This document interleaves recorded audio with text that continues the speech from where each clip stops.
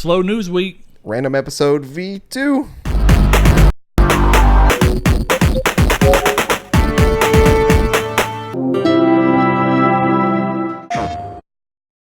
Hello and welcome to Triangle Squared. I'm your host, Brett Beck, and alongside me, as always, Mr. Saul Bridges bringing you guys Lucky 122. Yes, sir. If you are unfamiliar with us, we are Triangle Squared, a PlayStation podcast. Like we said, we talk about PlayStation and all of their competition as it pertains to PlayStation. We consider ourselves PlayStation enthusiasts who are also, of course, we dig the other people. Competition's a good thing, so we talk about them all. But Fire Emblem again, or Fire Emblem today. Oh, yeah. What is it called? Three Houses. Three Houses, yeah. I almost said two houses. I was like, that's not right. No. The Golden Elk, the Blue Lions, and then the Black Eagles. Okay. I don't know. I haven't played Fire Emblem like as a serious title in some years.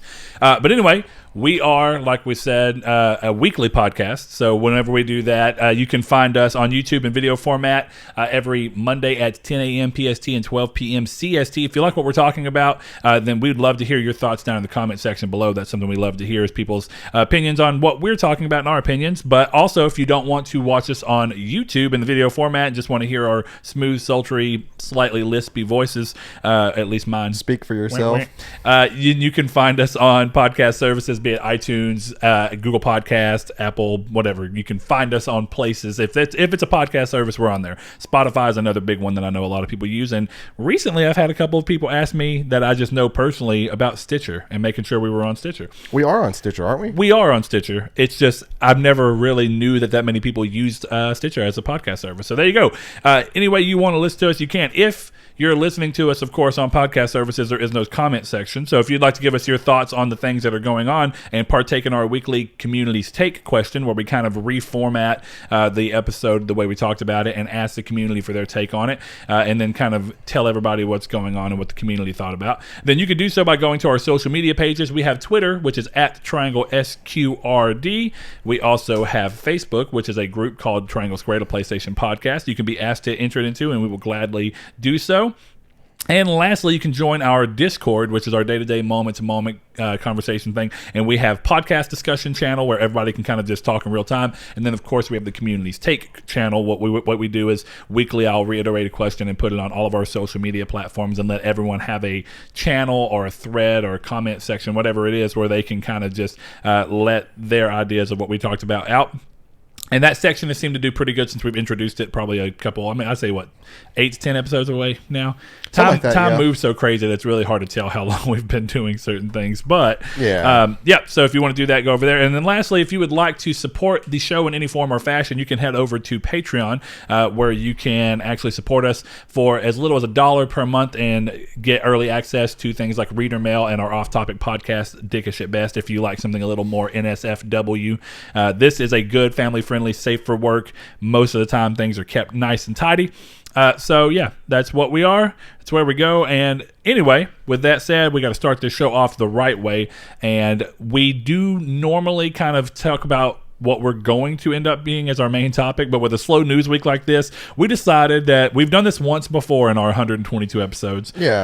Just an episode where we kind of just roll with it and see what kind of happens. Very similar to Dickish at Best, where we kind of just hang out and talk about what we've been playing, games we're excited for, stuff like that. So a much more casual conversation. And anything kind of, if we go off on a news tangent just because, then it happens. I don't know that that'll happen, but it's a little less structured every episode just due to the way the week's happening, but these are fun here and there. But Saul, what's been playing this week? That is our actual, that's the first thing we've always got to talk about. So I beat Dark Souls Remastered on Monday. Okay, now beat, because I'm thinking weeks ago, right? You were playing whenever we were all over after HypeCon, of course, and you were pretty far then, but I'm assuming we've restarted builds. Like 4 and gone back through. So I beat it with a cleric, a strength cleric build, which is always fun. Okay. Miracles in that game are how they should be and not like how they are in Dark Souls 3. But so I beat that. Had a good time learning how to parry Gwen, because that game, for whatever reason, is just so much easier to parry enemies than Dark Souls 3 is. Even though I restarted Dark Souls 3 to do a fun run of something that I'm kind of just still deciding what my next Saw plays will be. And I every single time Idix Gundyr swung his halberd, I parried it in Dark Souls 3. Ooh. And that's amazing for me because I can't parry in that game at all. So I'm trying to get that down.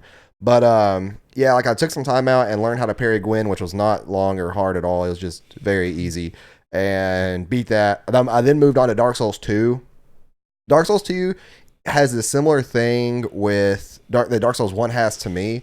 And it's like once you get past Anor Londo in Dark Souls 1, it kind of starts to fall off in terms of quality. And it's been proven that they had rushed areas in that game, in that part of the game, due to development stuff. Mm-hmm. Dark Souls 2 does the exact same way, except much worse to me. Once you beat through Iron Keep, and it just seems to kind of go downhill. At least for me, I don't really like a lot of the areas.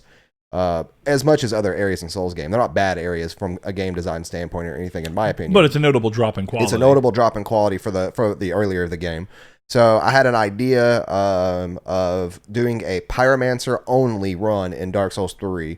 So I won't be using a weapon of any kind. I will only be using Pyromancy Flame as my main damage output. Okay. And so I'm kind of playing through that today. I was playing through it a little bit yesterday, kind of just getting my bearings straight and figuring out the path I want to take.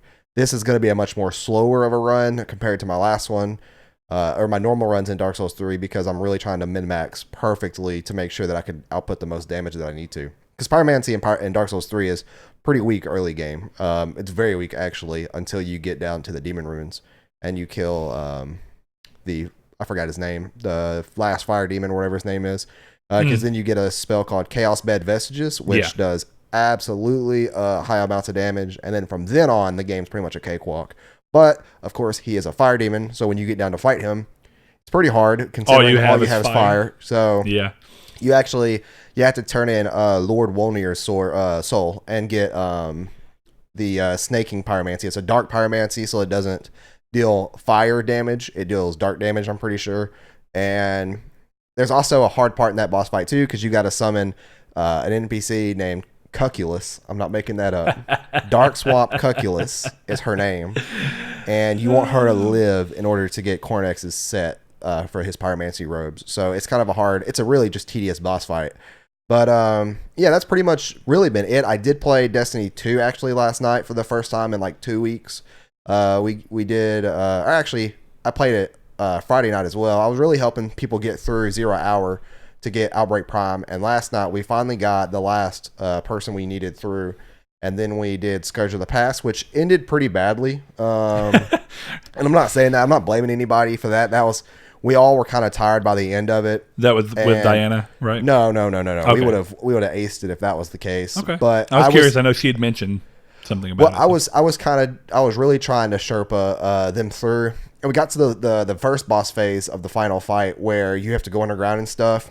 And since that is the one I always run the bottom part on, it's kind of hard to Sherpa the top, and I was running into issues. We were running into issues not getting 2 buffs to get in our drakes, and we did it about 6 or 7 times, and we just couldn't we couldn't get the groove going to get everybody out and in their drake at the same time. Yeah. So since we were having that problem, and it was somebody dying under, it was because when you die you lose your buff. It's once you get off rhythm and that kind of thing, it's pretty much over. It's a dead run. It's hard to come back from in a one phase. And yeah. Have you run Crown of Sorrows yet? Nope. I was curious. No. Probably will run that at least before Shadowkeep comes out, but I'm still kind of on part-time with that game. I really am not going to be playing it a lot unless there's somebody on and we're doing a raid or something, just because I'm not trying to burn myself out on the game. And that way when Shadowkeep comes out, it'll feel pretty cool to go back. But I'm still just kind of playing through Dark Souls again. I got you. Blaze was supposed to be on Destiny last night because he picked it up. And actually hadn't paid me back. I picked it up. We can discuss that later. Anyway, I picked it up for him. He can buy you lunch. We can go get lunch in a little bit. We'll figure it out. But I picked it up for him, and he's kind of getting his bearings back with the game because he hasn't played since he didn't even play much when D2 launched. He was late to the game, and then he's picked it up didn't twice play now, it much. Though. Didn't he play with us once, and then he picked it up again. No, he played D1 with y'all. Yeah. And around the time of Taken King, and outside of that, it was just maybe that's what I'm thinking of. Yeah, so he got D2 at launch, but we had already been playing a lot, and he wasn't playing enough, and then we kind of just fell out of it. Yeah. And I know that's why he was kind of a little weird about getting back into it, but it was cheap enough, and I went and picked it up for him. It was $10 for the base game, the Forsaken collection. Wow. Yeah, that's an absolute steal. Yeah, on GameStop summer sale they had. Okay. So physical version of the game with everything in it, Forsaken, $10. Absolutely a steal. So anyway, he's kind of getting back into that and learning how to play that, and he was asking me questions the other day. I was like, well, I can't be on tonight. I've got a lot of stuff going on, but we agreed, okay, Saturday, because he works night shifts. It was like, Saturday we'll do it to where, since you'll be up, we'll go ahead and play it. And he ended up apparently falling asleep last night. So I never saw him get on. So I was just like, I played a little bit of Bloodstained yesterday. So I did start Bloodstained. I also nabbed the Platinum in Far Cry 3 finally. So I'm going to put that game down for I'm done with it now for good. Probably will delete it off my hard drive because, I don't really see the need to play it anymore. Yeah. Any upcoming months. Great to revisit it. Loved the game. Enjoyed it so much. Gave it my spiel on the show enough. So yeah, I'm gonna get rid of it. But Bloodstained is phenomenal. It's so good. Have you played it at all yet? Nope. Or because you were waiting to get it on Switch once it's kind of fixed, right? Yeah. I was trying to remember your reasoning. I remember that it was going to be a Switch title for you. But yeah, dude, it's great. I think once you actually get started on Switch, if they ever get it to a point where it's a little bit better shape, you'll be doing good. It doesn't mean it's perfect on PS4. Even on PS4 Pro, I've had a couple of issues of the game. I'm trying to think of the word. It's not even like it frame drops. It's like the game completely kind of just stops for a second. Not long, but just enough to where it's like, that was odd. It's like you'll go jump, and then you'll just be where you were. I don't know. It's like hard to pauses? No, or like it frame drops to 0 and then it's like or 1 or something. Yeah, but it's like it doesn't frame drop to a number that you recognize. It completely bottoms out and then comes back. I don't know. It's really hard to describe. It hasn't happened a lot. I don't know if there's a rhyme or a reason as to why it's happening. I don't know if the game even actually has pro support, so it might be something where I'm trying to use boost mode, and boost mode's messing with it. It can happen. Yeah. So it may be something I go in and dig with, but the game is phenomenal.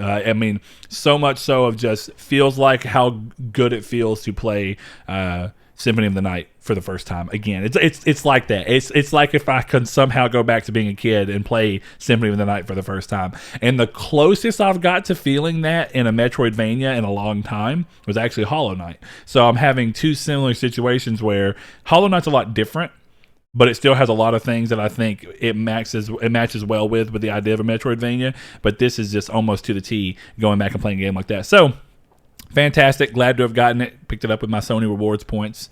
Steal. But yeah, I've been playing that, and I played a little bit of I got Kyrie's PSP in, like I talked about, and got Discord. It back together and have it going. She was playing Loco Roco on it earlier today, so I was technically playing that with her. And I love Loco Roco. Explaining, so it's a fun game, and it's just simple but fun, and she was loving it, and it's simple enough for her to kind of understand, even though it's still hard for her a little bit.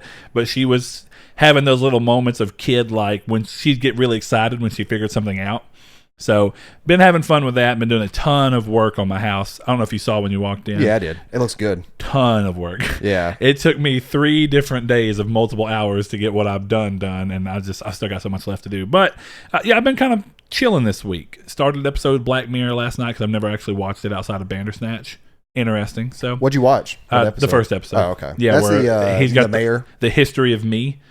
Or the entire history of you or whatever, where they've got these things in their eyes and you can go back and record, and everything's recorded in real time and stored, and you can go back. Black Mirror is one of the best shows in terms of like the episodes are just so disconnected that they all fit in, but they all fit in the same universe. Yeah, I had to explain that to Hannah before we started. Yeah, there's little Easter eggs in different episodes that show you like, oh yeah, that was in the last or that one episode. Yeah. There's like probably company names that come back around and stuff like that. Company names, devices. You may hear people mentioned specifically towards the end of the. Well, I'm not going to spoil it for you. Never mind.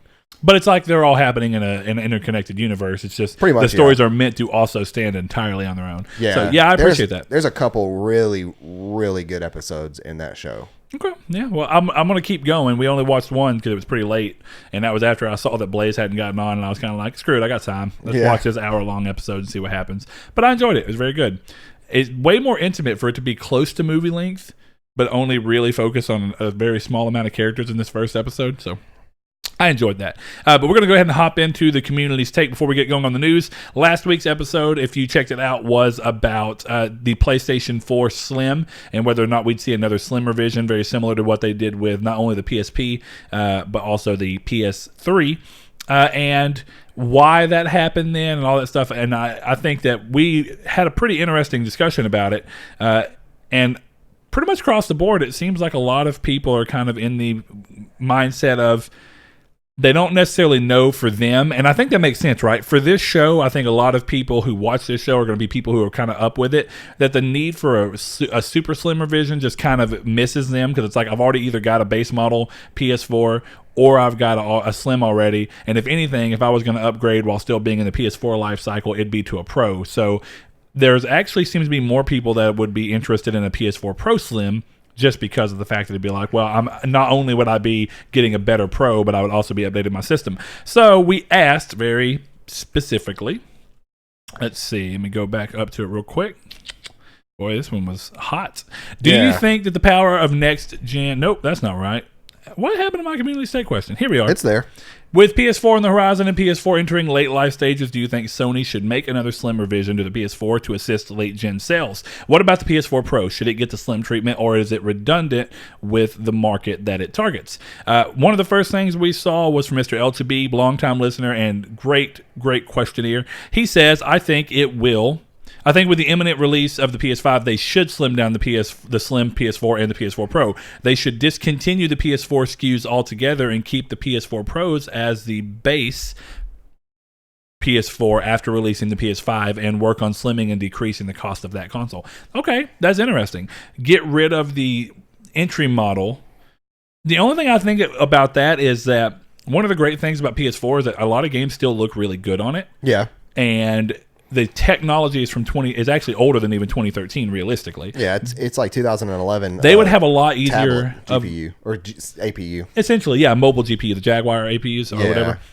But when you're thinking about that, you think that for the market that I feel like they're most likely to try and target in these last little bits, it's the same target market they hit with PS2, which is the idea of who are people who have either managed to completely miss this console but might want a Blu-ray player or might want any of these random things, a cheap streaming box that they can also play a couple of games they've heard about, like Spider-Man bringing people into gaming for the first time. Maybe people who would just be like, oh, I like playing I like football and I've never played a yearly football game, but this little PS4 that they've managed to get down to $199 might be a way that I'd go about doing it. I don't know. I think that there is an interesting thing about getting the PS4 Pro as the base model, but it would all be on the shoulders of how low could they get PS4 Pro, because we haven't seen a price drop on PS4 Pro at all. But we've seen price drop on the PS4, even though only one, ironically enough. Now, you could say that there's been a price drop of sorts with them making the 500 gig model essentially just be out there and what was left was going to sell, but now the new standard at the same price is 1 terabyte. So it's like, you didn't get a price drop, but in a way you did because you're getting more memory for the exact same price than if you would have bought it before. So, yeah. With that said, I mean, I don't know. I'm not going to say, I mean, it's an interesting idea for sure, LTB, and I'd be curious to see if they could get that price down low enough, maybe to 300 or 250, and how long does that take? And I know you specifically mentioned that once PS5's out, so really how low could they get the price in late 2020 with a slim revision that does a lot? So, yeah. I'd say 249. If not like $2 or $199. Well, it's curious, right? Because it's like you look at the Xbox One X, which is a good bit more powerful than the PS4 Pro, but came a year later and was $100 more. And we really haven't seen either of them price drop notably. But we're supposed to see Xbox come out with a next-gen console next year, and it's supposed to be $500 too. Like, the pricing structure of these things right now has been incredibly weird to me. Yeah, and I think that whenever they reveal the consoles themselves, then they'll probably reveal when they reveal the price, I should say, not the console, because that's not always at the same time. I think they'll reveal a price drop on the current consoles.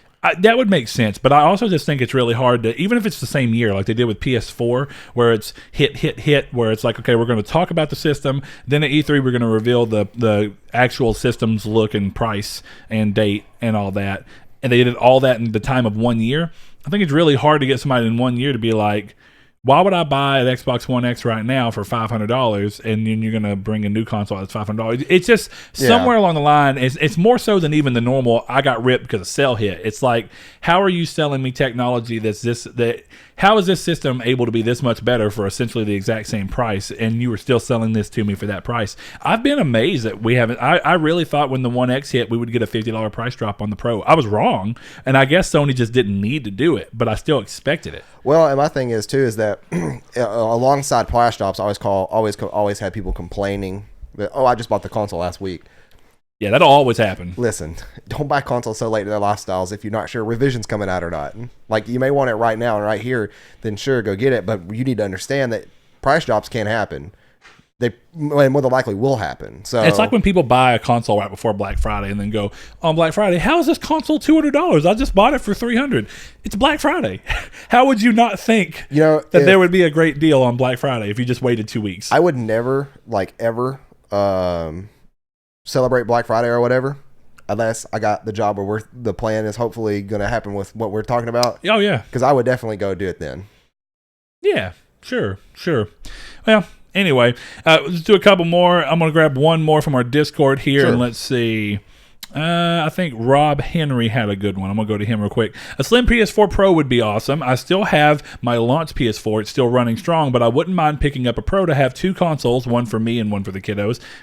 Great idea. I'm just hoping that the rumors about cross-gen / backwards compatibility are true. Then I could just get a PS5 and give the 4 to the kiddos to be able to play my PS4 games on the 5. And I went ahead. I normally would save it for this section, but PS4 backwards compatibility for the PS5 has been 100% confirmed. Yeah, so feel free to go ahead and do that if you want. But just be aware of price drops. We do have one on Twitter from our good buddy Derek. He says, I don't think they will go to the slim route this time around. There was way too long of an overlap for PS3 and PS4. It resulted in developers having to satisfy two systems with dramatically different specifications. In a way, slim models tend to delay the transition into next gen. That's a good point.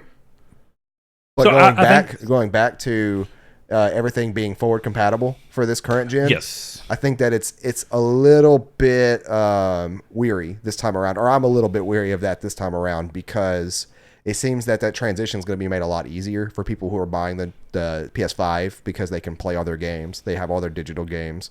It's all on PS5.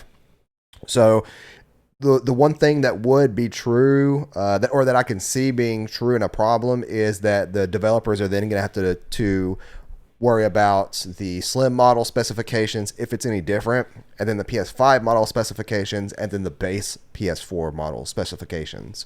But even then, I think that they're already having to work around the Xbox One S, the Xbox One X, and the PS4, the PS4 Pro. I think that a slim model won't really change a whole lot of that if it keeps the same power and it's just smaller. Well, and it's x86 architecture. Yeah, it's going to be the same architecture. I do agree with them in one sense. Of one of the biggest things I remember from the PS3 to the PS4 is, of any generation I can genuinely think of, PS4 and Xbox One had the most cross-gen titles I'd ever seen. Yeah, like they leaned heavily. So many, and I've bought like a couple, specifically like Grand Theft Auto 5, technically, even though, that's not really cross-gen. Well, and that was down the road. Yeah. That was actually quite a bit later. But like, okay, let's think about launch. So on launch, part of this happened because the system launched about a month after all these big games hit. But yeah, so we had Assassin's Creed 4 Black Flag. We had Call of Duty Ghost. Watch Dogs. I want to say we had Battlefield 4, if I'm recalling right. Yeah, I think Watch Dogs, and I can't remember if Watch Dogs came out a little bit later or not, but still, it was definitely a cross-gen situation. Well, it wasn't. It's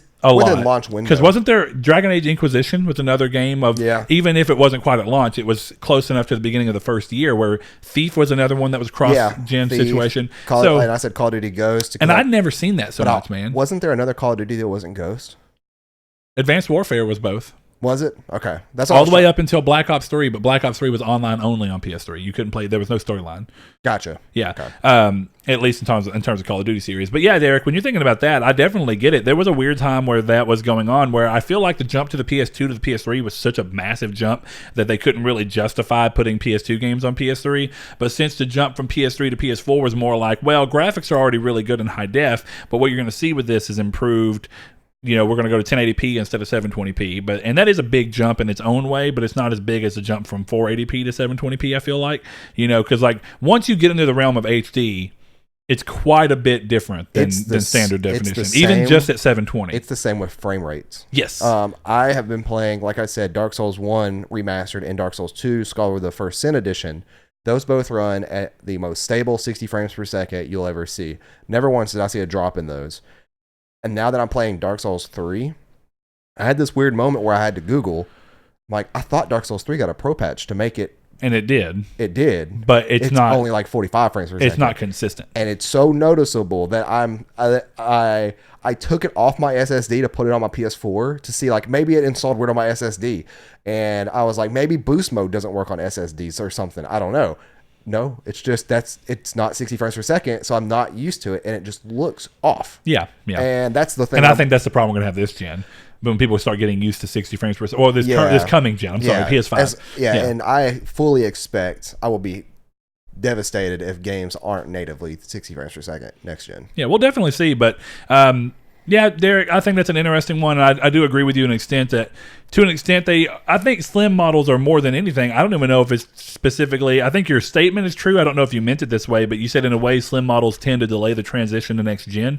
I think if you mean that, I 100% agree if you mean that in the sense of normally they put out another slim model because definitely like in the PS3 and PSP situation where they had to do it was because the market was still in a kind of rough place due to the financial collapse. So what we did was we saw an elongated gen. So part of the reason for a super slim was because the gen had already been going on that long. Now it's about, well, let's do something to try and spice the generation up before we have one more year before we can really do PS4. Right. And I think you saw that with PSP as well. The PSP iteration came so quickly. I don't know if you remember. We had PSP, and then we had a pretty long wait until the PSP 2000. Yeah. Then from the 2000 to 3000 was only 1 year. Yeah, not a long wait at all. And so it was very different. And then we got the Go the next year. It was just PSP was constantly reiterated. It wasn't even a year between the Go and the 2000, was it? No, or the 3000. Oh yeah, no, I don't think so. It's been so long since I've thought about it that it really is kind of hard to think, but I'm pretty sure it was pretty close to each other. I remember all the weird, corny things they did of like... Who was their old marketing actor? Oh, Kevin. Yeah, he was in the new Carfax commercials. Oh, is he? Yeah. Kevin Butler was the name they gave him, but I don't think that's the actor's name. It's just that was his name and the fake name. He's the fictional character played by Jerry Lambert. There you go. That dude's amazing. I mean, I wish they would get him back, even though commercials for video games and stuff aren't typically relevant anymore. Well, I mean, TV. They're definitely different. You remember the PSP commercials that had the little kid, and I can't remember his name, but he's in role models. That's the best I could do. But he was the PSP. Let's see. I know he has a little. Actually, it was Bobby J. Thompson. It was 1 year exactly, almost. It came out between the PSP 3000 came out October 14th, 2008, and the PSP Go came out October 1st. I'm still gonna say, dude, the PSP Go was just not. It was way ahead of its time. It really is a great piece of tech. It's just the world was not ready for digital only, and nor was PSP because half the library wasn't on. Half of the best games weren't even downloadable. Yeah. Can't play Crisis Core on the system unless you mod it. You're just inviting people to mod it. Can't play Kingdom Hearts Birth by Sleep. Yeah, poor people were furious because that was a new game. It was, the excuse for Final Fantasy Crisis Core was like, well, worst case scenario, it was a game that never was intended to be digital. But anyway, yeah. I hope you guys enjoyed the last episode. I'm glad you guys gave us your input on it. I think it is quite an interesting thing to talk about, and I'm more interested to see if they really do anything at all. There you go. You can buy a brand new PSP Go, expensive, sealed in box for $1,000. So expensive. I almost thought about getting one for Kyrie used of a black one. They're like $119 though, and I had the 3000 sitting around. So honestly, I was like, if you can find a mint used one. Which is hard to do because the piano black ones are like scratch city. Yeah, I know. But I found one. I found a great looking black one with a mild scratches for 120. That's the issue is that there's like the scratches negates. Like at that point, it's half the cost of the Vita almost. That's true too. Because what is the Vita? $249. I don't know now because you can't buy it new. Yeah, you can.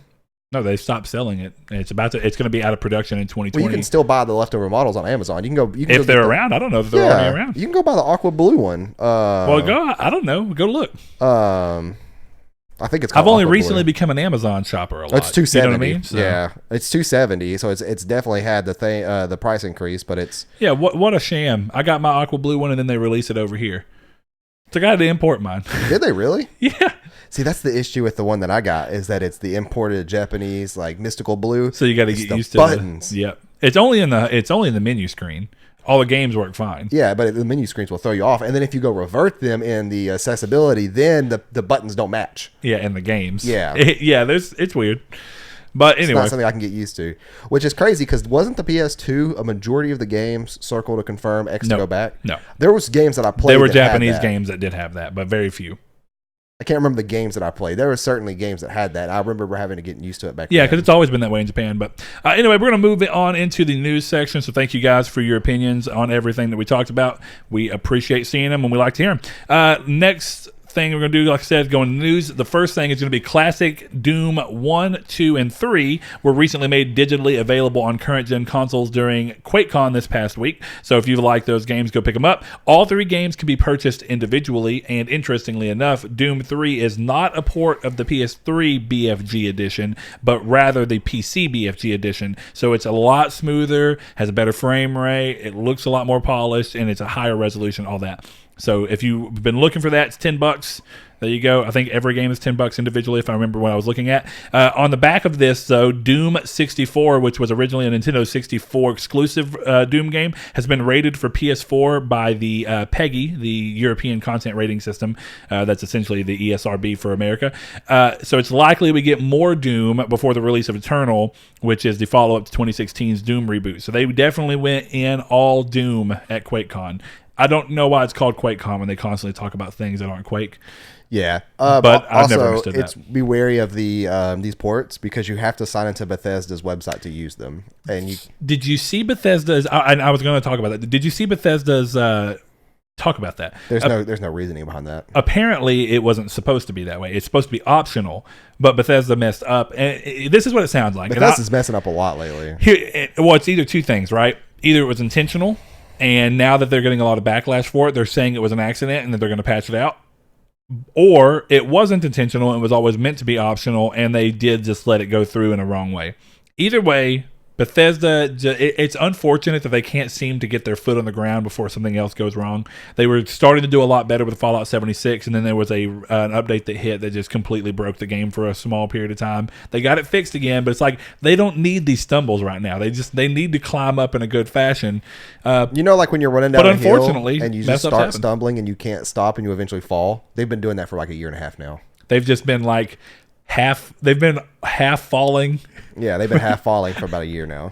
It's like they do all these good things, and then there's one thing I see them do, and I guess that's just, I don't know. I guess it feels disproportionate with Bethesda, and I don't know why. I don't know if it's because I just happen to like a lot of their games, and I tend not to buy very many of their games anymore. Well, we've while I see EA make mess ups, I don't know if it's not affecting me disproportionately. Yeah. Is that what it is? Well, we've talked about it before. Is that like all their games we come to love because of how vast they are, and they always launch in weird conditions. They always launch with issues on some problems. Like when Oblivion came out on the 360, you used to have to go and clear your cache every time you want to play the game because it would have frame rate problems. Well, just so I'm aware in this conversation and making sense, but also for the listener's sake, are we talking about Bethesda specifically in the publishing right here, or specifically Bethesda GameWorks Studios? GameWorks or...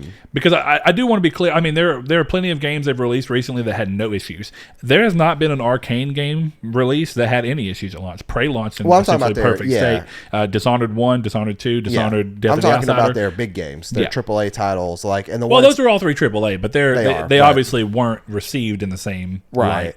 But sadly, even then with like Skyrim and stuff, though, is that you come to expect it. Like even with Skyrim, it's like we knew that that game was not going to run perfectly, and it didn't, and we looked past it because of the game. Yeah, true. And I guess that's kind of Fallout 70 or Fallout 4 came out, and there was narrative problems in the game. There was still glitches. Like my game crashed a couple times using the nuke launchers, but it was far and wide better than Skyrim was for most users on PS3, even if it didn't really affect me on PS3. For most users, yeah. So I think that we've just come to terms with the games that they make every now and then are probably going to have rocky launches, but we're going to try to look past them for the expansiveness of their games. And I will forever say the biggest mess up, or not even mess up on their part necessarily, but the biggest thing that really affected the way people viewed them is, I agree with you. I think for the longest time, people looked at it as if it was just like, oh, it's Bethesda. The games are massive, and no other game does this, so it's okay. But the moment that The Witcher 3 came out, and even though, The Witcher 3 still had bugs, but it wasn't Skyrim level bad, and it was the first time that developer had put out a game of that scope, and it had all this stuff going on, and then it just was like... And on top of that, it also took all the things that we normally look at as exclusive to Bethesda and it iterated them on them in a lot better way. So it's like Skyrim, you had a ton of different storylines, but they weren't all equal in quality of the writing and whatnot and the importance of how it felt to the game. But then you get into The Witcher and it's like every storyline has a lot of importance, and even the side quests feel like mainline quests, where there was times in Skyrim where it was like, it's cool that this is even a quest at all, but it doesn't feel as important as any of the other things. So yeah, I mean, I just do think that there was a thing where they got a different framing. So right, and even then, like some Witcher quests, like the I can't think of the name of it, but it's the King's Quest with the undead baby. Yeah, that's the Bloody Baron. Yeah, the Bloody Baron. Ooh, it's so good. I'm gonna type in a message real quick on here just so I can go do something. I can see it. I think I know what it is. Should I go do that? Probably. So then he doesn't have to stay outside. Okay. Yeah. If anybody's curious, he's wanting to know if we should unlock the door for Blaze. I don't know that I locked it. I locked it just because we normally lock it when we record. Yeah. And we're the only ones here, so safety. Yeah. All right. Cool. I will keep on going. As part of their move away from their Sony partnership, Quantic Dream continued to express their interest for becoming a publisher for their own games. With this, though, David Cage, who is one of the company's founders and also the main writer for their games, if anybody doesn't know that, has recently expressed interest in publishing games from other developers, and that it doesn't have to fit into the interactive storytelling genre that they have been working in the last 12 years, but anything that is, quote, original, innovative, and high quality, they are interested in, end quote. So I find that pretty interesting. I think when you look at the fact that they are moving away from a really good partnership that they had and then going towards this partnership that they're getting with the Chinese company Tencent. If you don't know who they are, they're the 5th biggest publisher in the world right now, if I'm remembering right. So, I mean, they obviously have a lot of power. Or it's not Tencent. Is it NetEase? Good Lord. Tencent is a mobile. It's mainly a mobile game developer. They also make like. Here's my. It's that I always get mixed up between Tencent and NetEase. I don't know who the second one is. Hold up. We're gonna find out. Okay, NetEase is who they partnered with, and they're the 5th biggest. Tencent is the people who, if I'm not mistaken, are the ones that partnered with Bungie. Tencent partnered with Bungie. Yep, there we go. Oh, Bungie partners with NetEase. What? Okay, so never mind. They're both NetEase. Okay. It's just one of those things where my brain gets mixed up. I don't know who that is, and I swore it was Tencent with Bungie. Apparently not. But anyway, when you're looking at that, it's like they have somebody coming in who's funding them in some senses where they can do a little more on their own, work on more than one project at a time, which I think might be to their detriment. One of the biggest things about Quantic Dream is that even when their games have suffered in some of the writing, or even when the games have been questionable in the writing department and some of David Cage's work has been kind of some people are, in terms of people viewing it, they view it with mixed feelings. One of the things that's always been consistently true is that their games are beautiful and they're just technological masterpieces for the time period that they're on. I remember being so blown away by how good Beyond Two Souls looked on PlayStation 3 that it was almost insane. And don't get me wrong, The Last of Us looked good, and it was way more of a normal game, so it looked fantastic for what kind of game it was, but it didn't even remotely touch what they were able to pull off with Beyond Two Souls on PS3. But my point being is that one of the things that I think this whole partnership moving away from their Sony partnership is weird is that Sony did give them carte blanche on what they wanted to do. They gave them creative freedom. They gave them a time that they needed to work on one console, and they gave it was a single console situation so that they could hyper optimize. They're talking about going multi-platform. They're talking about going multi-genre. They're talking about all these different things, and I think that they're making too many moves at once, or at least they're talking about it in a way that feels like they're making too many moves at once, even if they aren't actually making them just yet. Well, and with those moves, it always comes down to, like, are you going to have a degrading quality when you do that? Yes, because one of the biggest things is so many more things. Saying that you want to work on 2 games at once when you historically as a studio have worked on 1 game at a time, that already gives you a fear. It's like, are you hiring enough people to do this? Are you going to try and do this with the same team you have? Are you cutting the manpower you've always had? All right. How is that going to affect the ability to put out high quality stuff on top of at first in general? And then when you remove the ability to hyper optimize for one chipset, how much further do you dilute that down? And I am worried that we're going to end up seeing Quantic Dream go down in quality and potentially become the next Telltale. I don't want that to be the case, and I think that they're better managed than Telltale was, and they've never been in this just drowning pit. They've always actually been in pretty good shape, but it still could get to the point where they become universally loved, like they did with Beyond 2, or not Beyond, sorry, with Detroit Become Human, just to kind of want to go off and expand too much too quickly in a way that hurts them. And I'm hoping that's not the case, because I do like Quantic Dream. I like a lot of their games. I didn't necessarily just love Beyond Two Souls, but it was beautiful, and I enjoyed it for what it was. But Heavy Rain and Detroit Become Human are fantastic games. I love them to death. So here's to hoping that everything goes good for them. Now we're going to talk about PS Now's monthly lineup edition for this month, and we're going to see a lot of Bethesda in this with some other games as well. But I want to talk about this anyway because I find it interesting, and this, of course, affects me now, but it affects other people as PlayStation Now starts to become a little bit bigger of a platform. But Saul, do you remember last time that we gave the monthly update on the editions of games, and you were just like, I don't know what half of these games are, like you'd never even heard of them? So I got to give them at least props that they have stepped in the right direction. They're not for me. You want to know why? I mean, I guess technically they are, because I never knew Lords of Shadow had 2 sequels. I knew Lords of Shadow had 2. Here's the thing about Mirror of Fate. I'm pretty sure Mirror of Fate was originally a 3DS title. I don't know what that is. It was, you know how they had that thing going for a while where they would release a game on a handheld and then they'd come back around. That's exactly what it was. It was a 3DS title that was then brought to HD to consoles because it didn't do it well enough. Very similar. Trying to make a 3D Castlevania on a handheld. Yeah, and I don't even think it's 3D. Ironically. Oh, is it not? I don't know. I'm pretty sure it's.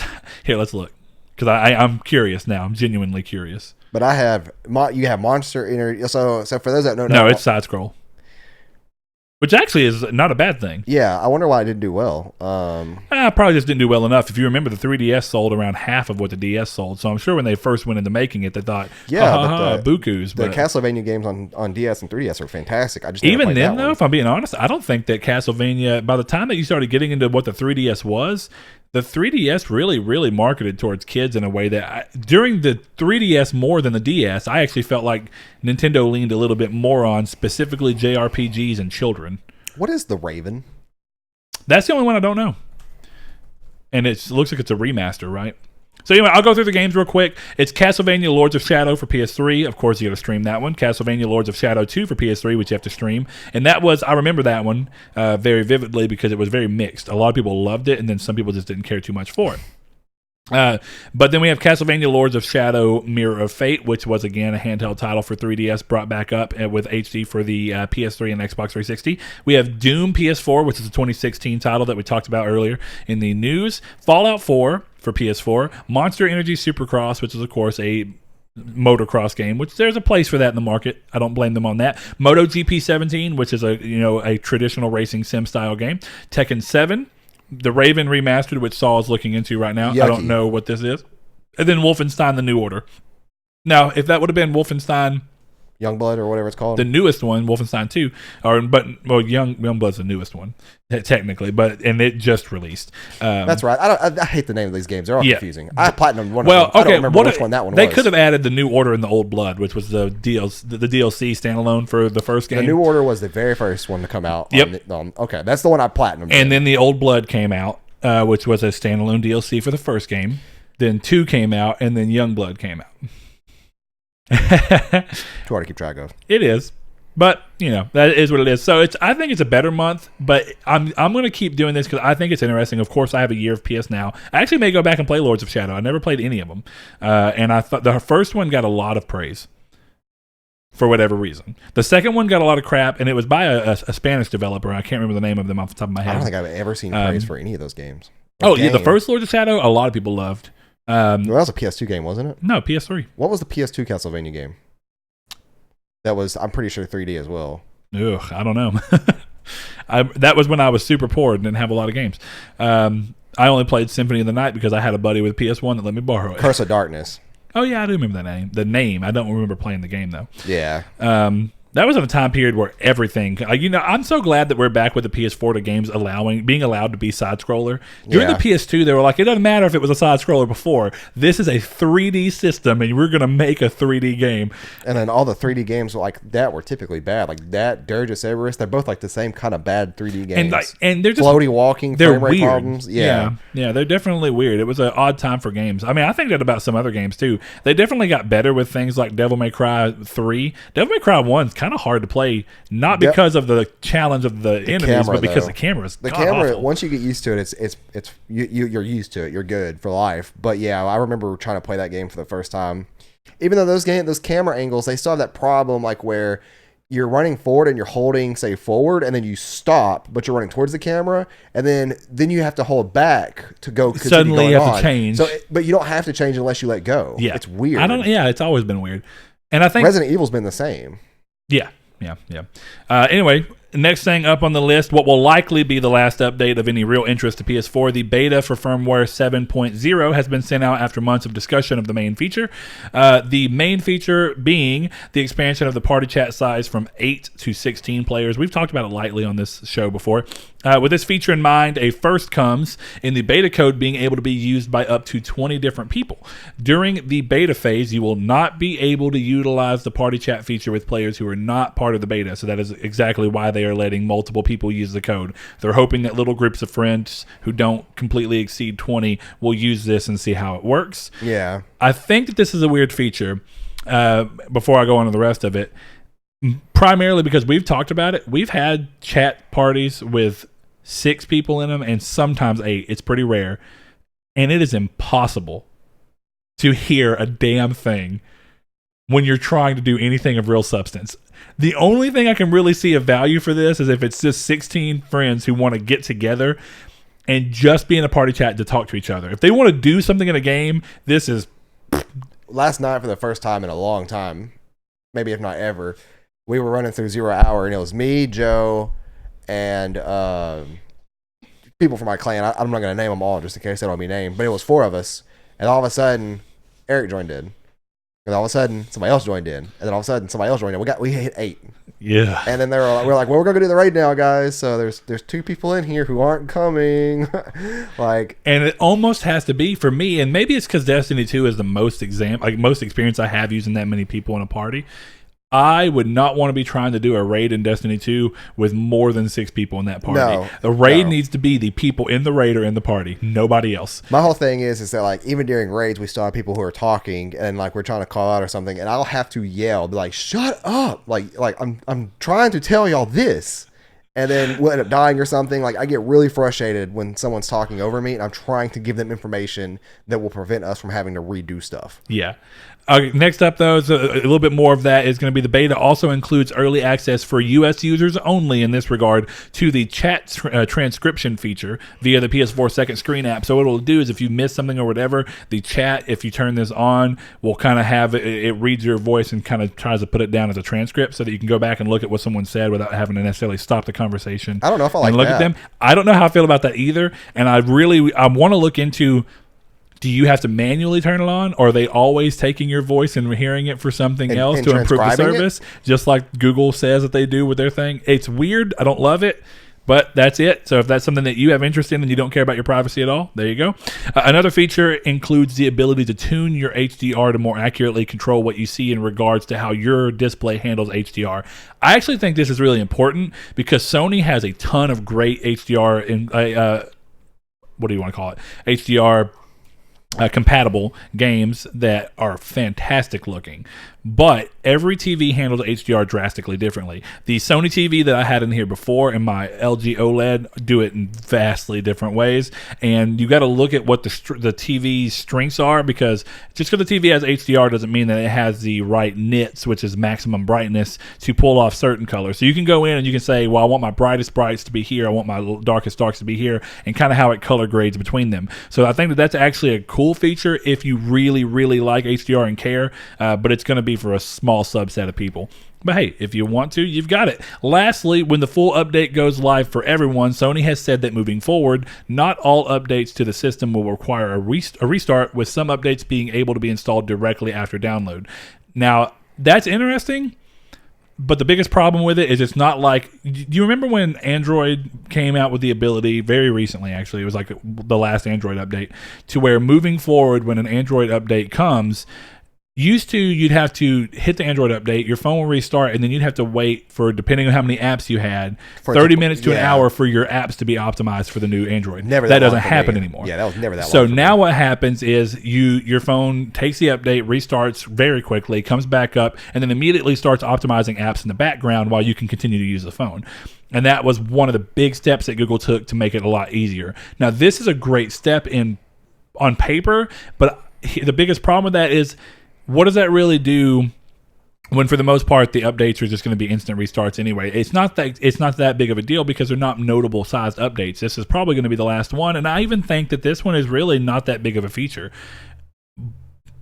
in my opinion. I'm sure there's people that just love it, but I still think that this is small spaghetti, as I will say, in comparison to some of the bigger features that we've gotten in this generation, like the inclusion of SharePlay being a really big game-changing feature, or something like the ability to use your PlayStation with a PC connection to be able to watch stuff from a stream. There's a lot of things they've done that I think have been far more impressive than this, and I like the PS4 a lot where it's been updated, but man, they updated the hell out of PS3, and almost every major update for PS3 was cool. It was like, whoa, you're adding weird stuff. Yeah. I watched a video the other day just because I was like, I know how the PS3 is now, and it's really crazy, but how did that come from the first thing? And somebody had a PS3 that had never been updated and a PS3 that was on the most recent firmware and looked at things that they could and couldn't do. Insanity. Yeah. I thought it was crazy. So, yeah, we'll see what happens there. A couple more things. EA Access, so that's EA's subscription-based game service, in case you aren't aware of it, is now available on PS4 for any players who are interested. I think it's 20-something a year, 30-something a year. I can't remember, something like that. So, hey, if you want to pay less than what it costs for one full EA game to play most EA games, there you go. It's for you. I don't know how I feel about it. I might go into it. I don't know that I want to add another subscription service thing. That's my big thing. Definitely in light of all the stuff we've been talking about. It seems hypocritical, and I don't really have that much interest for it anyway. Well, it kind of goes with, I'm already like, I kind of want to buy Photoshop do the Photoshop program, because for those that don't know, I don't think you can outright buy it anymore. If you can, it's an absurd price, but you can go monthly with it, and it's like $10 a month, I think. Well, everybody moves. $30 a month. Oh, good Lord. Everybody moves towards this idea of, if they can get you on a subscription, it's less money up front for you, but they'll make more money over time. Okay, no, this is, $20 photography. Well, no, that's not. So is that just Lightbox? That's Lightroom. Lightroom, I mean? Yeah. Okay. Gotcha. So if you want to put Photoshop in, it's $20. Hold up. So you can do monthly plans for $31. No, Photoshop is under the photography one. I knew it was. It's Lightroom, Photoshop. It's just a smaller bundle. Oh, okay. Yeah. So it's $10 a month, but that's just, in the grand scheme of it, companies are looking for ways to long time monetize. If they can get you to buy a program for $200 once, that's $200 once. Here's the tricky thing with this, is you have to buy your storage for how many pictures you can edit. That's stupid. Or is that, I can't tell if that's it's the cloud storage. So if you don't care about cloud storage, it doesn't matter, right? Yeah, it's the cloud storage. Yeah. Well, that's better. Either way, I am to the idea of, I understand what it is. It's a long-term monetization plan versus you spending $200 once. It's very much like Xbox was trying to get in this idea of you just paying. They send you a console, and instead of you paying $500 once and then buying a game occasionally, with Games Pass and even that little idea of trying to let you rent a console, the idea is getting money from you every month guaranteed, rather than getting money from you, a larger sum of money from you up front at once. Yeah. If they can keep you on the hook, and as far as they're concerned, it's money that they can look at guaranteed every month, or closer to guaranteed. Then it can be of, well, hey, somebody bought a $400 Xbox, but we don't know how many games they're going to buy. But if we give them Games Pass and they'll spend $10 a month, that might be $10 a month we get when we could have gotten $60 a year because they only buy one game. But if we give them Games Pass for $10 a month, we get $120. And now we got double the money off of them that we would have. It's an interesting thing. It can be for the better of some things, and it can be for the worse of others. So we will see. Though we don't have a date, Darksiders Genesis, the top-down isometric hack-and-slash entry in the long-running Darksiders series that we found out about during E3, has been announced to have 2 different special editions. So the collector's edition comes in at $119.99, so $120, and includes the game, a steelbook case, a 9-inch figure of Strife, who is playable for the first time in this game, and that figure also matches the figures that I have behind me here on set that were included with the Darksiders 3 Apocalypse edition, so therefore it completes the set. It comes with an art book, a soundtrack, and some stickers. The Nephilim edition is the other, and it includes all of the same from the collector's edition, but it also includes a limited edition Darksiders The Forbidden Land board game that includes miniatures, a map, cards, all these different things for a total of $379.99. Not gonna lie, the game looks kind of cool, but it's just a lot of money. And even if I was going to go about getting it, which I wouldn't mind getting it if I knew we were going to play it. And then I get this thing in my head of like, I'm going to spend all this money and it's just going to sit there and we're never going to play it because we just don't have time. Yeah. But I guess all that depends on whether you get a different job. That's true. So we'll see how things end up going. I would definitely play more games. I'd have more time for games. Yeah. While on the topic of THQ Nordic, since they are the publisher of Darksiders, they have also confirmed that their presence at Gamescom next month will be, and alongside that, they have plans to reveal an unannounced game that will be playable by attendees. So that's pretty interesting. Playable on the show floor with announcement, which means it's further along. They're going to have some other things there, like they're going to have the SpongeBob remake that they announced going to be playable there as well. But my biggest thing I'm hoping to see at a Gamescom is some kind of an update on Biomutant. So if you don't remember Biomutant, it's a little open world RPG style game where you play as an anthropomorphic animal. It's essentially radio. Well, you can make it look like anything. Yeah. But that's the one that they chose to show it with. Yeah, and I thought that was great. So I really hope to see more of that. I know that there's a lot of people in our community that have been hyped for that game. I am one of them, of course. So yeah, Sean, Corey, everybody else I can think of. I mean, here's the moment, because it still says it's a 2019 release, but we're running out of time. We're running out of time real quick. So next up, Remedy Games Control has gone gold ahead of its August 27th release date, so congratulations to the team over at Remedy. And I'm still curious to see if we're going to see any kind of talks from that Shuhei visit as to whether they're going to get bought out. I don't really think they will. No, I don't think they will either. Who knows? Next up, Dreams developer Media Molecule has updated its site with the ability to for small dev teams to apply who are familiar with Dream's tools via the early access release for contract positions within the company to create compelling content for the game's full release. They reiterate that it is not a normal outsourcing, but instead looking for teams that want to collaborate with the main dev team and other teams. Hiring people who've become talented with the tools provided in their games is nothing new for Media Molecule. I don't know if any of you guys remember, but throughout Little Big Planet 1, when they put it out and got received very well, and they had these creation tools, there were people that found really crazy ways to combine the tools that they would never even thought of, and they brought those people onto the team to help with Little Big Planet 2 and so on and so forth. And they have continued to grow their team with people who essentially allow them to bring in fresh and new ideas using tools that they already kind of started. I think that is probably one of the most unique dev teams ever. I think that there are going to be, of course, people who think that they're essentially pointless because of the fact that they take a long time and their games are more about letting other people make games. Yeah. But I really appreciate that Sony has not closed them down, because I think they stand as one of the most creative game developers I've seen in a long time, just in terms of sheer uniqueness. It's like nobody does that to that level. If anything, they created the genre that has gone on a little bit more to where now we have Mario Maker 2, which is essentially the genre of play, create, share. What is the official release date for this game yet? Do we have one? No. They're rolling through and just letting early access be its thing. They're adding features to early access. It's still $30. True. So I mean, for what it is, I guess it kind of works, but this brings me back to the idea, with all this being said and done, I would love to see Sony go about doing this to where they, for what they're doing here is a great opportunity for small dev teams, but take it a step further. Once the game comes out, whatever it be, let there be a way for small dev teams to get together, play this game, then make them games that can be played separately from Dreams by creating some kind of, like what RPG Maker was going to do, and then let people go through and play the games there. It can be used in two ways. It can be used to make a great playable thing for other people to get and build interest around something, so that if another publisher wants to come behind and then make it a full-scale game and support the team, they have the ability to show it off that way, or give this as an idea, like I've said a number of times, to let these people who are small devs who are coming up and learning this stuff monetize their games. I don't see, even if you're not going to put trophies in there, which I know has been something I would really like to see, I guarantee you there are people that would pay $1 to play a game that they've heard great things about, and give teams the ability to do all sorts of things. They'd be able to cut their own trailers from the game and put it on YouTube, and then draw people to the PlayStation Store and go, this is where you can go to my game inside of this hub and pay $1 for it. Yeah, it would be actually, or $2 really cool for it, whatever I want. And I think that would put Sony in a position that no one else is at. Yeah. And I don't know if Sony's going to be bold enough to do that. I think that if gaming would have been there during PS3 when Sony was doing a lot more aggressively weird things, I think we could have seen it back then. But now's the time, Sony. Do it, please. I think this would be such a cool idea. And you would give people real reason to not only want to buy Dreams to develop on it, but also for people to want to buy Dreams to be able to just play the games on there or whatever. I think it's a great idea. Hope to see it happen that way. I'm not going to hold my breath, though.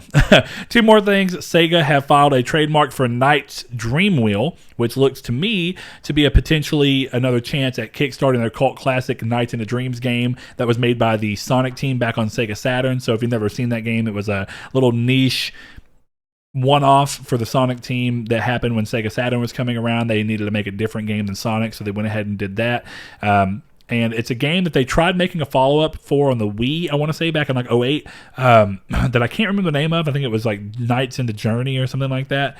That wasn't received as well. But either way, I think the Sega realizes they have a series that could be something, as there's still a lot of people going after it. And considering that Nier sold very poorly and then came out with one other game that just was able to light the wheels. That's why we need the remaster, so we can see what its true potential is. Bam, bam. That's what we need.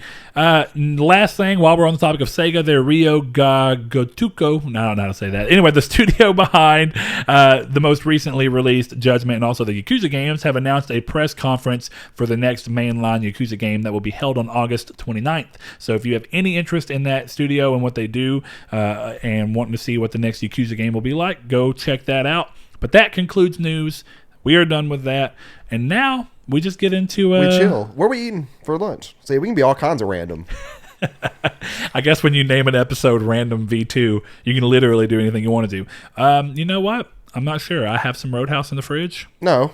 But if we're going to go out to eat somewhere, I don't know. We always tend to lean on Wendy's, but I don't know how long. I had Wendy's last night. I don't know how much time Blaze has either, so I don't know how crazy you want to get. I was thinking maybe Amico Juan's, but that sounds like that might be too crazy. We're going to have to ask Blaze. We'll figure that one out. But what's funny? You were looking at Astral Chain a second ago. Yeah. I know that. Has there been any notable change? And this is something I've been actually just curious about in general. Has there been any kind of notable change in these last few weeks? Because it's been weird. The news weeks have just been going strange. That's the best thing I can really say with all the things coming out. Has there been anything that you've seen in the gaming world at all that has even remotely shifted your once standing position that Sony doesn't have much exciting going for you, and that more of that seems to be on the Nintendo side for you this year? Yeah, this year. As we wind wind down. And I don't think that that's weird. PS4 is in its later stages. Yeah. So, like, for those that don't know, like, I'm super excited for games like Fire Emblem Three Houses. The only reason I didn't get that on release day is because I had a lot of stuff going on that day. But, yeah, like right now it's Fire Emblem Three Houses. I still need to pick up Mario Maker 2. I meant to get that on release day as well, but have been kind of bogged down with a lot of stuff. And then, of course, Astral Chain, which will 100% be picked up on release day, as well as grabbing a Switch Lite. So I'm just really excited for everything Nintendo coming up soon. Whereas Sony doesn't really have a lot going on this year that we know of. I will say that this is, July, late July. So if you're watching this in the future, then they drop Last of Us in November, that's obviously not that's excluded from what I'm talking about. But yeah, it's just weird because normally there's holiday titles that I'm really, really looking forward to. And this year there's not many. There's like 3, I think. Yeah, I mean, there's definitely games coming out this year, but it is an odd year. But like I said, when you're going towards the end of a life cycle on a system, I mean, it is kind of weird to how often games that are really exciting to you are going to hit, and what those are going to be. But, do you feel like there's any way that with Gamescom coming up next month and Sony actually being at Gamescom, even though they weren't at E3 in any capacity at all, do you think there's any chance that we'll see anything at Gamescom that would change your mind on that? I mean, because like you already mentioned, right? Remasters can always be announced surprisingly. So like you can true. You can come out and say like what we're talking about, Nier Remastered. And that's true. Be a banger. And Square could come out and say that, and that could be a this year title, I guess. It's just for right now, for what I know, I don't think that we're gonna, or I'm not sure what we're gonna see from Gamescom. I know that'll be a future topic for us for sure because there's not a lot going on in the gaming world right now. It may have to be next week's topic. Yeah. But what I mean more than anything is like, okay, so you just mentioned Nintendo games, right? Right. And ironically enough, all the Nintendo games you mentioned are first party titles or second party Nintendo published titles. So in terms of when you bring up which one has more exciting things for you, is it just literally across the board, or do you mean more from like the first party, second party helm? Because all the games you just worded off are Nintendo published games, but are you saying across the board that right now the PS4, even from the third party support, just isn't having anything that's screaming for you? Is that kind of what you mean? I mean, Shadowkeep, I guess, is one thing that I'm super excited for. Well, but I know you're excited in Biomutant. So if Biomutant does hit this year, does that swing towards that? I'm not. No, like Biomutant is not a game I'm excited for as much as Astral Chain or Mario Maker, or not Mario Maker, Fire Emblem, stuff like that. Sure. So it's one of those weird things that like I'm looking forward to that game. I don't know if it's going to be a launch day game. It'll probably be launch week game for sure. Mm-hmm. But yeah, it's really kind of like there's just not a whole lot going on, unfortunately, that I'm interested in. Well, I mean, PS4 slowing down as a whole is kind of a bummer, right? When I think about all the stuff going on, it's like it's only a bummer in the sense of like PS4 started off a little slow, but you're kind of used to that in a console generation, and then it starts kind of picking up, and then you get years like 2015, which start to be like, okay, a lot of good games. Yeah. Then you get 2016 hit, and it's like even more good games. 2017 hits, you get games like Nier Automata, Horizon, Zero Dawn. You keep going, you're like, God of War. Whoa, what's going on? 2018 hits, you get God of War, you get Detroit, you get all these big games, you get Spider-Man, which even though I think we can both agree, we end up, I think, kind of taking the piss out on Spider-Man a little bit, but that's just because it's still I think a good game. It's a fantastic game. It just did not live up to my expectations. But people talk it up a little too much, and I guess because of that, I have a little bit more of a need to want to be to put up my realistic opinion out there. I think it's a fantastic game, and I think people should play it and buy it and all that. It's a great game, and it deserves, for the most part, it deserves everything it's gotten. I mean, money that it's made, the fact that it's become the best-selling superhero game, even though it's an exclusive, it really does deserve all that. Even if I don't think it maybe is as good as Arkham City or whatever it be, it's still a fantastic game. But yeah, it's like you have a year like that, and it keeps hitting and keeps hitting, year after year after year. You keep going like, man, when's it going to slow down? And then you hit this year, and it's kind of like, oh. This year, when it's going to slow down. It's like, and here we are. We're at like the what do we have? And it goes to show you how weird this year has been. It's like, what do we have in the way of exclusives? Days Gone. Yeah, and that's that was one game that like maybe when it slows down to like a screeching halt, and like say after Destiny or something, I'll pick that back up because I know that's a very slow burner and slow beginner. But it's one of those things that's just like everything's so boring right now in a sense that's like you got to catch my attention out the gate and keep it there. Well, and does it help? Because like the thing about Nintendo is like you were already excited for them this year just from the games. Yeah. But then that gets emboldened almost, I guess would be the word I'd choose to use, by the fact that it's like on top of the games that you were already excited for, then Nintendo's making other moves because they're in a different part of their life cycle than because they came so much. Well, and like everybody says, Nintendo sets the generation, so technically Switch is a next-gen console. Yeah. But I don't consider it because it's still weaker than a PS4 and an Xbox One. But on paper, it is a next-gen console, for lack of a better word. So when you're looking at that, it's like Nintendo's in their second and third year going into that, where they can talk about the things that normally happen at this point in a console's life cycle. So not only do you get great games coming, which is them speeding up and doing this thing, well, just like PlayStation did, where they started a little slow, where all they really had was like Mario Odyssey Breath of the Wild, and then Mario Odyssey in the first year. Those are the biggest games. Yeah, it's what I've said. And then it kind of starts compounding, where now that we're getting into like this is year 2 we're in year 2 right now for Switch, and coming in towards year 3, it's like now that we're hitting here, we're starting to see the Nintendo wheels churn and put out more games, just like we saw Sony do. But what happens is that on top of all that stuff and all the games that you're getting to see, you're also getting hardware revisions. Yep. You're getting, so not only are you getting a new Switch, it's the exact same model but with a much better battery life. Hardware you're also getting of what I specifically wanted. Well, yeah, so like Switch Lite, yes, yeah, and that's it for me. It's like Nintendo's been able to swing me back around to being excited for them this year, not only because of games, but games are only exciting when you want the hardware that it's going to be on. And Yeah. the Switch itself was not compelling enough for me to get the hardware to play the games. Right. But now that the games are all lined up and I have a road forward with the Switch Lite, even if I do still think that they should have put the docking on there, not even for me, just for everybody, but it does get to that point where it's like, now I have a reason to be genuinely excited for Nintendo because I have an entry point. And then we now. have Pokemon down the road. I mean, it is like a week away from Death Stranding, which is that realistically is like, so far what we have confirmed, my most anticipated game for PS4 this year. Now, what's your most anticipated game at all this year? It's probably a tie between that and Astral Chain. Okay. Probably leaning a little bit more on Death Stranding. But the thing about Death Stranding is, even though it's on PS4, it's just one game, and one game cannot outweigh, in your opinion, this multitude of other games that you're wanting to play. I'm getting today. And everything else, Pokemon, getting a new Switch revision that you get to tinker around with and play with and stuff. It's going to be a good year for me specifically as a Switch fan, but that's why I've always said, like, if you have a PC that you built, or a gaming PC that you bought, or a PS4 and a Switch, you're always going to be gold no matter what, because you're not in a losing team. You have everything you need. You've got something to play.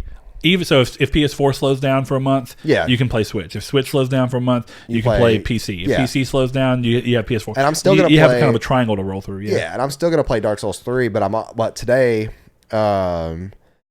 is going to be focused around, I got to go help out Annie's parents for a bit, but then it's going to be pretty much Fire Emblem all night long. Like, I'm going to chill out and play Fire Emblem.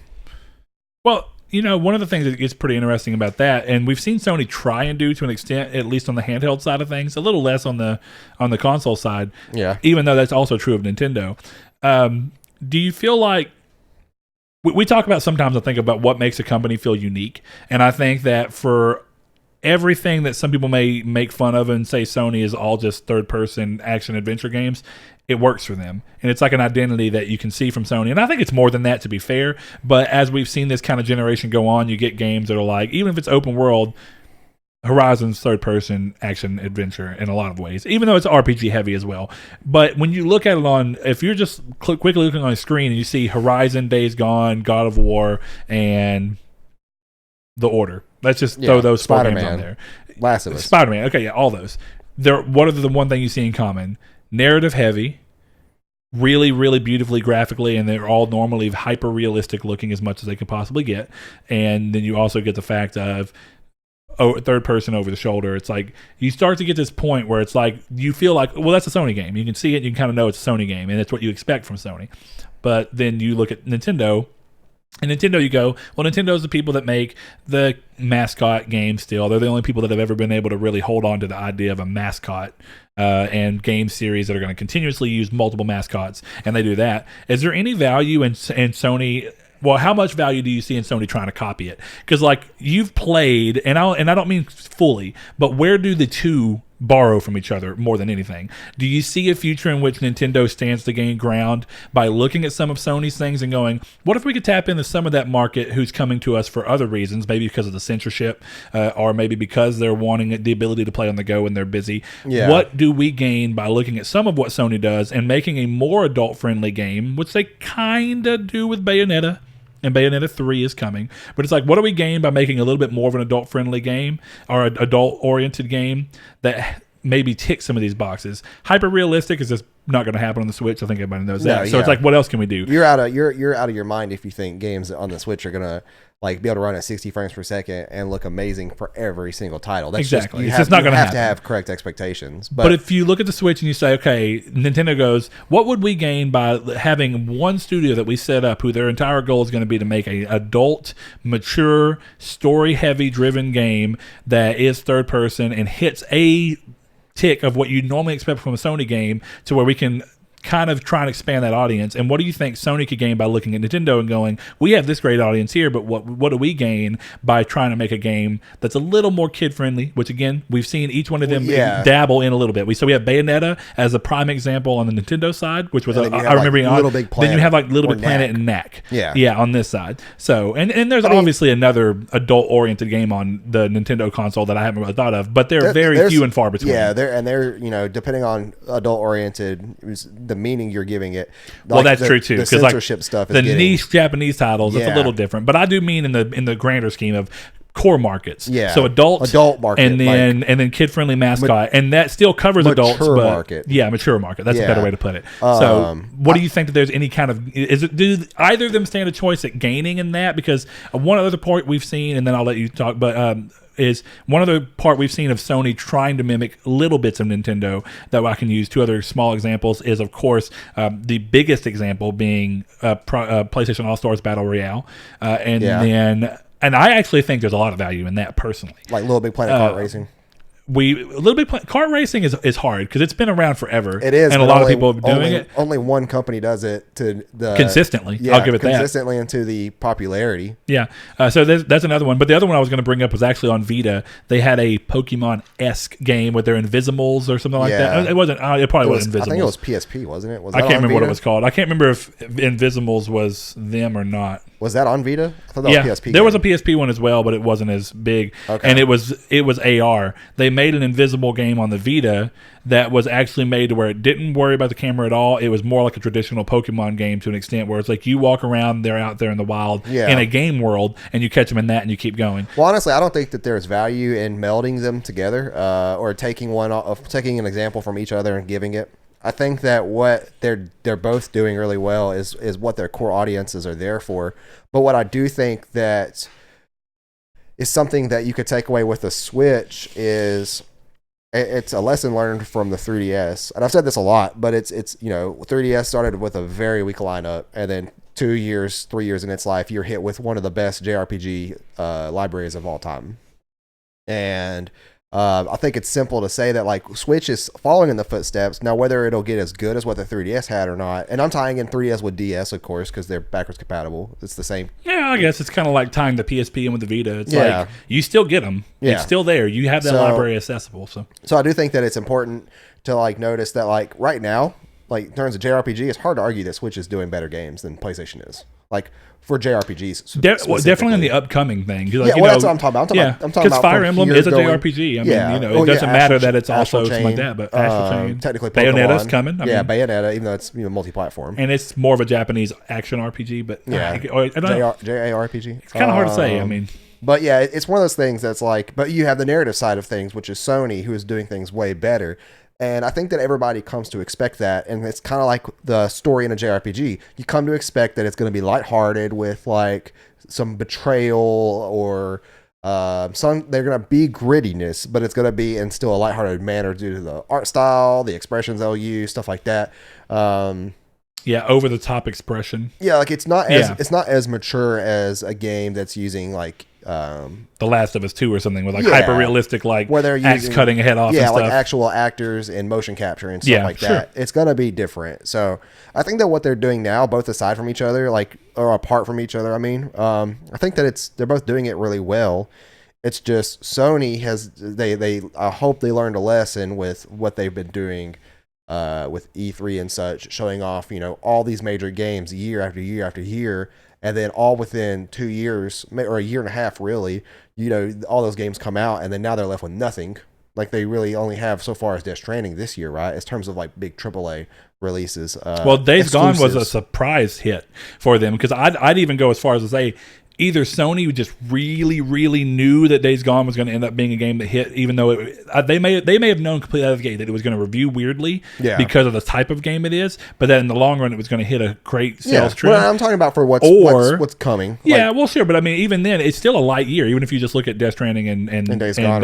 I mean, it's not a big one, and I only mean that in the sense of like, either Sony knew that Days Gone was going to for sure be a hit, or they just were really throwing out there and going, look, we're going to risk. This is the first time we've let you do this. We're going to hit. But continue. I didn't want to. No, that's almost like I was getting pretty much to the point was that like, they both stand aside from each other with very important parts, and you have the portability and then the JRPGs and such with the Switch, and then depending on your ethics on about censorship. For me, I think it's important, but I don't really care about the situation that much that it's going to sway me from one company to the other. Well, depending on how they do it in the long run, how deep the censorship goes. How deep it goes. But But yeah, I think that if you're looking for a handheld that you can take anywhere with great RPGs that will have a library that will be continued to be supported for years on end, definitely, you're going to be a Switch fan. And that's not to say that, you don't like those cinematic style stories that you get from PlayStation, because that's, me. That's who I am. I like both. Yeah. And you like to balance it all. Even if you want a handheld that still has a great amount of JRPGs, it's the Vita.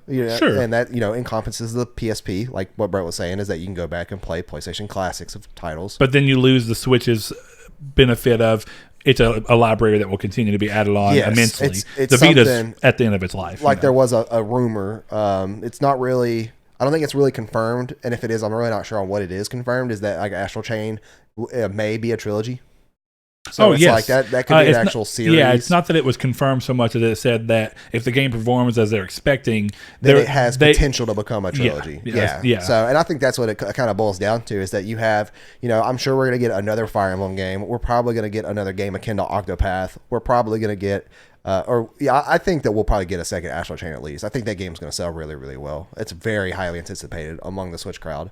But, you're going to get all these good JRPGs, and then you're going to still be getting titles like Mario, Zelda, and Mario Kart, stuff like that. So I think it's important that you separate them and you know what you're going into. You temper your expectations with everything, because people say like, oh, Astral Chain will be 30 frames per second. That's a letdown. Did you expect it to be 60? Yeah, I saw that too. But now, okay, I know why they thought it. And I almost included in the news, I decided it was kind of dumb too. It's because it's made by Platinum Games, and up until now, Platinum Games have never made a game that was 30 frames per second. Yeah. But the hardware demands it, right? Sadly. It looks to be shaping up to be a fairly beefy game, and different art. I mean, different art, but different equipment and stuff like that. On a handheld specifically, like sure, you could probably argue that they could make the docked version. Switch is a console as far as Nintendo says. So I don't care about that. I don't dock my Switch at all unless I'm playing multiplayer games with people, which is rare. So yeah. Okay, well, in that, and I think this is a good spot to end it. I just found it interesting. So in that, the main reason I asked about those two companies because they're both Japanese, right? When you look at those, it's like you're seeing how wildly different they are. It seems like Sony, even though they're Japanese, have really leaned into a little bit more of a Western heritage, whereas Nintendo stayed a little closer to, I think, their Japanese heritage in their games and the way they choose to do things. Even when you're going into the mature route, we see that for the fact that Nintendo still makes a ton of JRPGs. We haven't seen Sony make a JRPG since Legend of Dragoon on PS1. So that's really, has it been? Yeah, and I mean that in something like they've published that's been made by one of their teams. Like Fire Emblem is made by one of Nintendo's teams. And Astral Chain is being made by partnership, but published by Nintendo. Yeah, but we haven't seen something like that from Sony as far as that I can really recall to, because even something like Yakuza, while it's exclusive, it's still published by Sega. Yeah. It's just that it's an exclusivity deal. But in looking at that, your answer essentially, which I agree with for the most part, is that what they do is they fit two very different needs in the gaming community, and that's important. And that when you have them together, like you've also often said, you have a balance. Now, here's the biggest thing about that. With this generation, this is where that balance has been struck. Where has Xbox, in your opinion, fit into this generation in the outer? And is it because? And are they doing worse because they don't have a spot necessarily in that balance to you, or is it just because? Well, I think that they're still a great multi-platform machine to pick up. If you don't care about story-driven games or cinematic games, I should say, games that are typically slower, that have a long build-up and a good story. Unlike games like Assassin's Creed, where pretty much the story starting out the gate, and then you're gonna learn more about characters, and the further more of the story, the quicker you get through the game. Where you have games like Detroit, that's a slower game. Well, a good example would be the Xbox, in my opinion, and I think a lot of people's opinion, and even sometimes that was used against them by some of the fanboy crowds. But I mean, when you think about Xbox during the 360 generation, their spot that most people thought of was shooters. Yeah. Now, ironically, the fact that they were so drawn to just one thing in particular, a lot of people were turned off on, and I think that they've done a lot to give themselves variety, but not in anything that's ever been able to just nail home this generation. So what they've done is by in almost a way of by losing their identity as the shooter console. Yeah. Even though they've added variety, which I think is a great thing. I think that they've lost their obvious spot in the market for people who are more in the market. But I think they've lost their more obvious spot in the market to where people know exactly what they were used to. It's like in the 360 days, like, well, if you really love shooter games, if you're going to get the 360. A competitive multiplayer game, it's going to be on 360. Yeah, and it's like now they've lost that, and I mean some of that was due to marketing deals with Call of Duty and stuff, but it also seems like it was because of specifically Xbox trying out different things, new exclusives. Used to it was like, well, what are the exclusives? And it's Gears of War, it's Halo, it's you know. And I think that's where they fit the best is being a service. I think that Xbox will flourish as one of the best gaming services available. So you don't think it was a mistake to move away from the I don't think it shooter was. I don't really think identity? It was a mistake. No, and that's probably one reason why we haven't seen a Halo game in what 4 years? Yeah, 3 years? It's been a while, and they obviously still know it's important because Halo is still being coming. developed. Yeah, sure. But I think that they did this intentionally. I think that this was something that they knew that once Sony started hitting higher and higher numbers, the further this generation went. I mean, in the early generation, and how fast they shot off, I do think that it was something they made a conscious decision about. I think that it came down to the wire of, are we going to continue on this fight and on an uphill battle and lose because we're not going to be able to crank out these kind of games quick enough?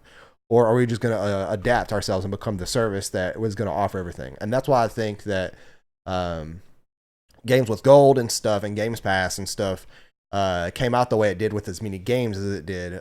Games Pass specifically came out with so many games at the launch of it, and it's still expanding to this day of games that you pretty much can download and play. And then now that it's on PC, I think is even pretty much proof in the pudding that this is what it's intended to be, and that's what they are going to be intended to be.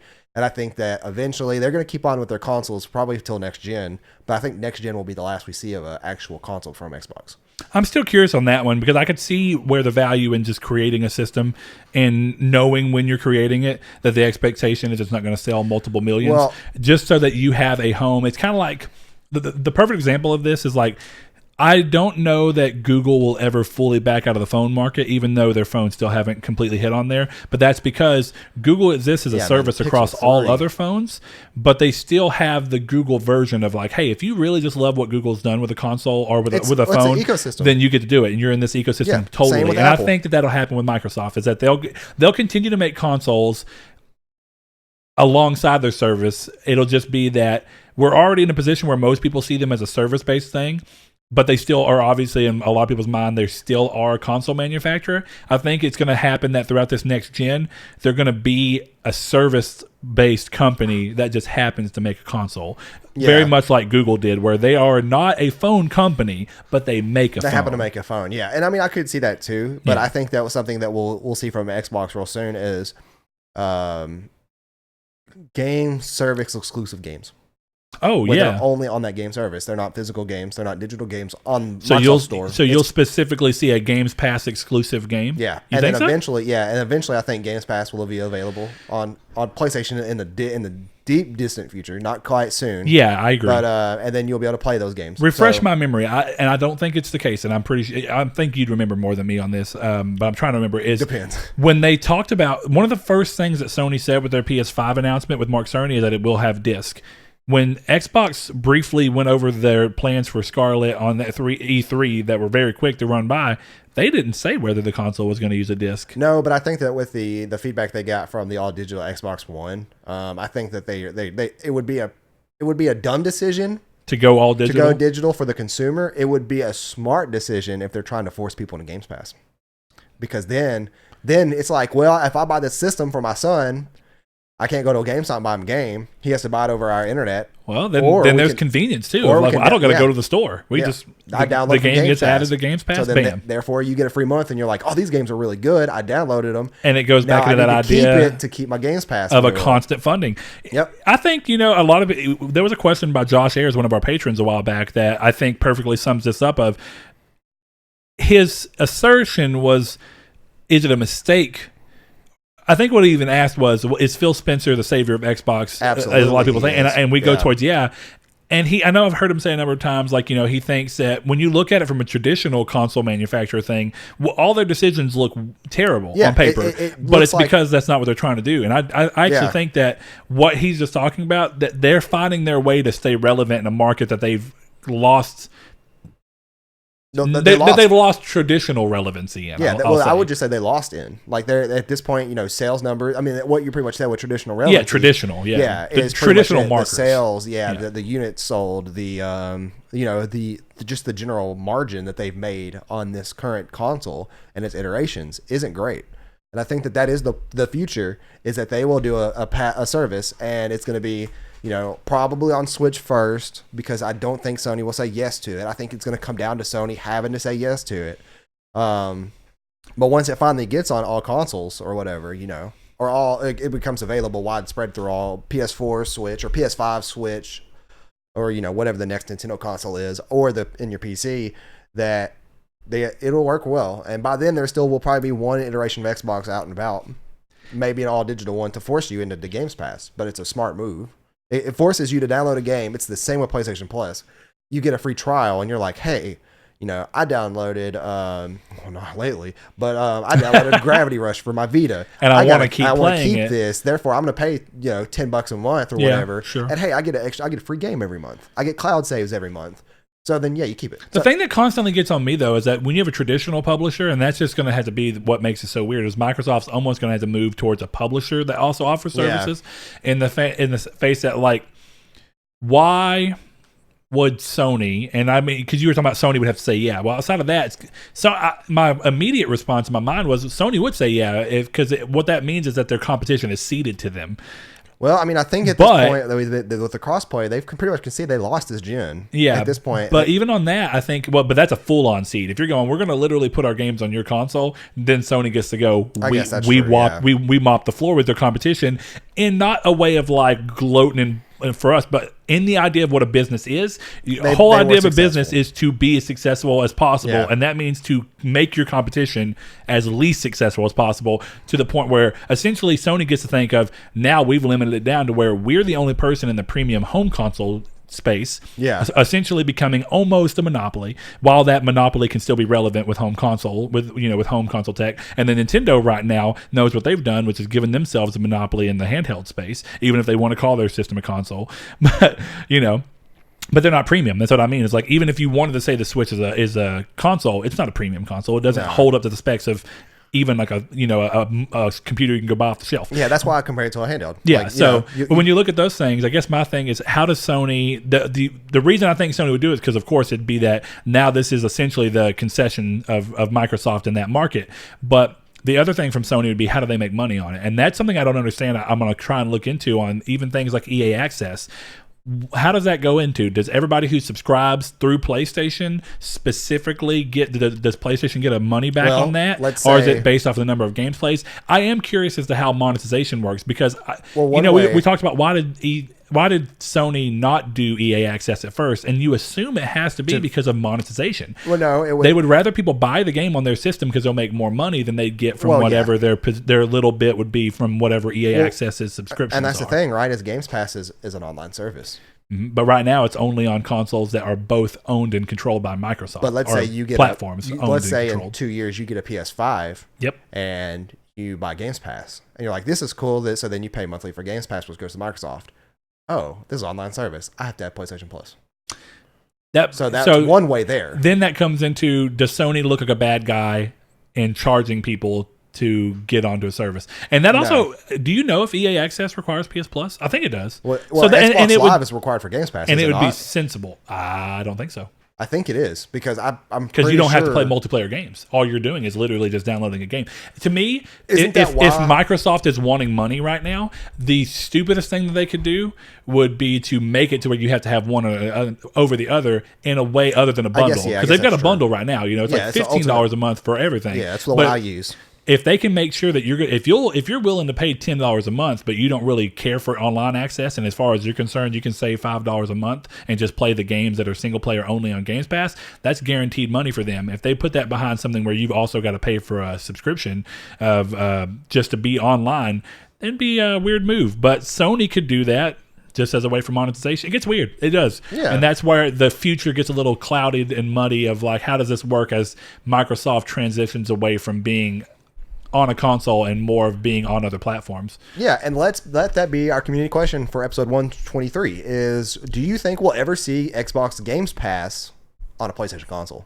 Why don't you guys let us know on our Discord, Twitter, anywhere else. We post the question at Facebook, and we will be seeing you guys. I hope you didn't hate all the amount of Xbox and Nintendo talk, but this is a random episode where we talk about things like we talk about in real life. It was all in relation to PlayStation. It was still too. So I think we did a good job of talking about that. But yeah, we hope you guys enjoyed this episode. A little weirdly structured and a lot different from what we normally do. But you know what? I think it was a kind of fun that we didn't know what we were going into, and a good conversation just came out of it. Yeah. So with that said, like Saul said, we're done here. We will see you guys next week. Hopefully we got a better topic, or we have a topic, not better necessarily. Yeah. This was great, actually. I enjoyed it. I love topics like these. It's so very akin to our off-topic podcast, so check that out if you like stuff like this. Yeah, which we're about to go and record. So after we eat. Yeah, so anyway, we'll see you guys next time. We've been Triangle Squared. Thanks. Thank you. Thanks to our patrons, Chad V, Dan Barber, Josh Jarrell, Matthew Green, My Name is Dan, Douglas, Below, Sean Santarud, Eric McAllister, Matt Sycamore, Shadowist, Steven Salazar, The Stonard, Travis Below, Eduardo Palomino, Stefan Swanlin, Coy Live, Philip LaGuerre, Corey Hickerson, Brian, Donovan Williams, William Digital Spooker, Derek Porter, Josh Ayers, Thomas McInnes, Brandon Edwards, and Sean One Neo. If you would like to support the show in any shape or form, consider giving as little as $1 per month and by going to patreon.com/Nartech. Thanks.